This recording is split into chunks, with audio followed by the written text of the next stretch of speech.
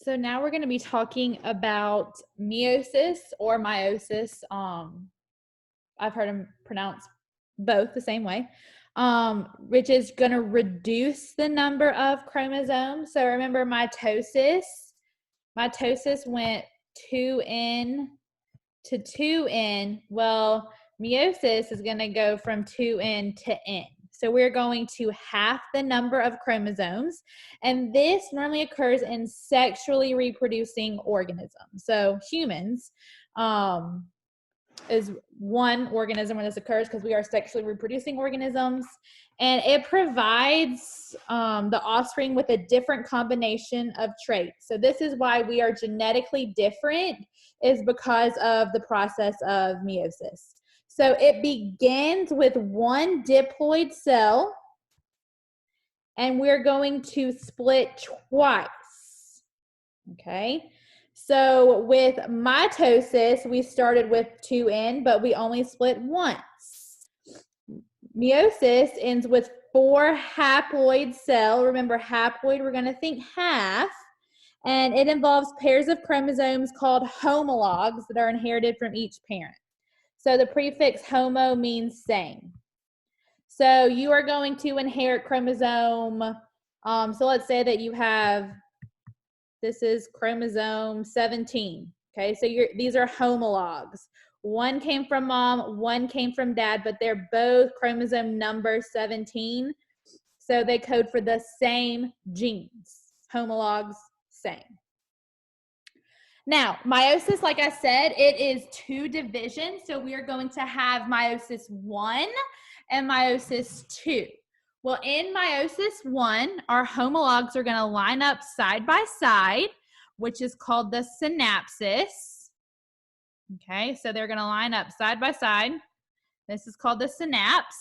And then when they separate, each daughter cell is going to receive one member of the pair. So they're going to go from 2 to 1. Where mitosis, we went from 1 to chromatids. Okay, so just kind of keep that in mind. So meiosis 2, there is no replication of DNA that occurs between meiosis 1 and meiosis 2. Centromeres are going to divide and sister chromatids are going to migrate to the opposite poles. Meiosis 2 is almost identical to mitosis. Okay, it's almost identical. The only thing is that we're going to creating 4 daughter cells with haploid chromosome number. Okay, so here we just have your normal cell. We have homologous chromosomes. Okay, so meiosis 1, here's our synapsis, right? So these are homologs. Meiosis 1, okay, homolog synapse and then separate. So right here we had 1, 2, 3, 4 chromosomes. Here we don't, right? They split off. So these 2 went to this cell, these 2 went to this cell. So these are still 2N to 2N. So meiosis 1, you don't split, but in meiosis 2, we do 2N to N. Okay, so meiosis 2 is where the reduction happens. We're going to reduce chromosome number. Now, at the end of meiosis 2, we could have what's called fertilization, and this is going to restore the diploid number. So fertilization, daughter cells of gametes are going to mature into, daughter cells of meiosis mature into gametes. So the only cells that are going to go through meiosis are going to be those cells that produce sperm and egg. So males only have 1 cell that goes through meiosis. Females only have 1 cell that goes through meiosis. And those are the cells that are going to create sex cells, sperm and eggs. So just know that gametes are sex cells. So when fertilization happens, we take sperm that's in, egg that's in, so they're both haploid, to create a diploid. So it creates a cell that will develop into a new individual. So fertilization restores the diploid number. Okay, so meiosis in detail, like I said, it requires 2 divisions. It's going to result in 4 daughter cells, and each daughter cell has half of the chromosome as a parent. So the results are haploid. Now it is broken up into meiosis 1 and meiosis 2. So we are just going to go in detail into meiosis 1 in this video. So it still has the same PMAT, just like mitosis. But the one big difference is that meiosis 1 helps with genetic variation. Again, meiosis is why you and your siblings are going to look different. And there's 2 ways that genetic variation is going to occur. The first one is crossing over, and the second one is independent assortment. And both of these occur in meiosis 1. So all genetic variation occurs in meiosis 1. Okay, so we have our cell, our parent cell. Okay, our cells, our chromosomes are going to replicate, goes through interphase, just like mitosis. We have prophase 1, metaphase 1, anaphase 1, telophase 1, and interkinesis. So let's talk about these.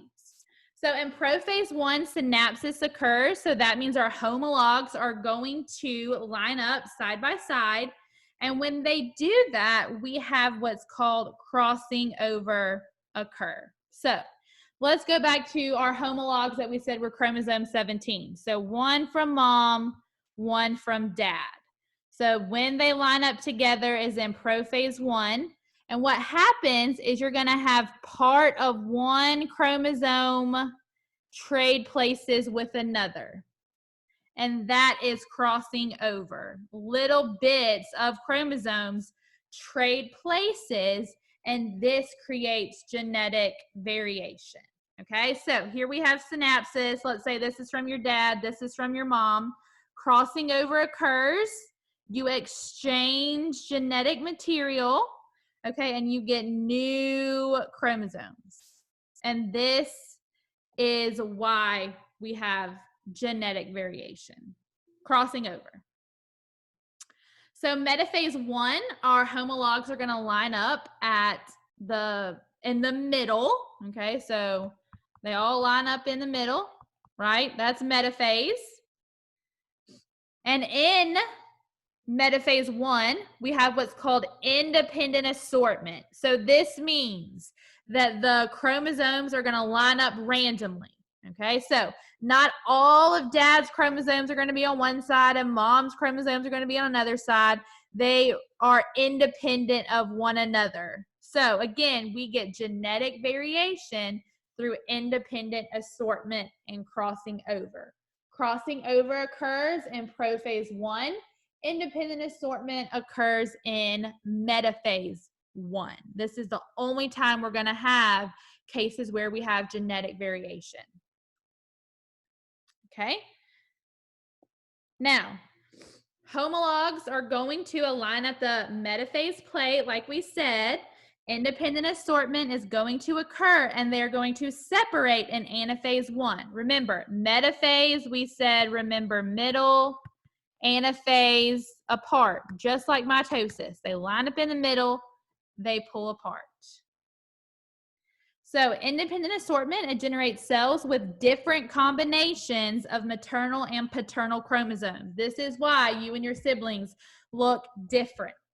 So there are a total possible combinations of 2 to the 23rd, or 8,388,608 possible combinations just from 23 pairs of chromosomes. It is crazy. And that does not include genetic recombination due to crossing over. So it is insane the number of different ways that these chromosomes can line up. And then we have telophase 1. Just like PMAT, it may or may not occur at the end of meiosis 1. We'll talk about that in a second. but just like telophase, you're going to see your nucleus reappear. And then cytokinesis may occur, producing 2 daughter cells.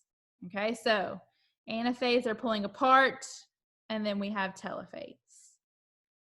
And lastly, interkinesis might happen. So this is when we have a time between meiosis 1 and meiosis 2 where there is no replication of DNA. So the cells are just kind of waiting until they go forward into meiosis 2. Okay, so that is the first division. The first division is a reduction division. So 2N to N is meiosis 1. Okay, so that is all for this video.